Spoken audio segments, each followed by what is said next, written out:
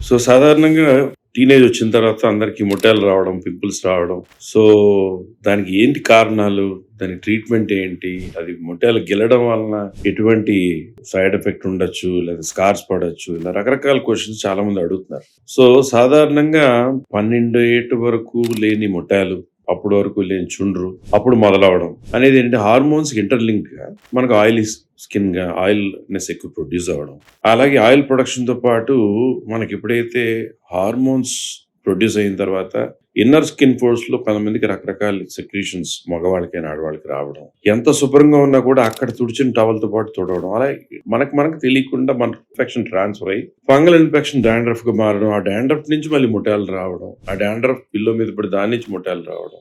అలాగే oil gland infect అయ్యి bacterial infection నుంచి దాని నుంచి యాక్నే రావడం.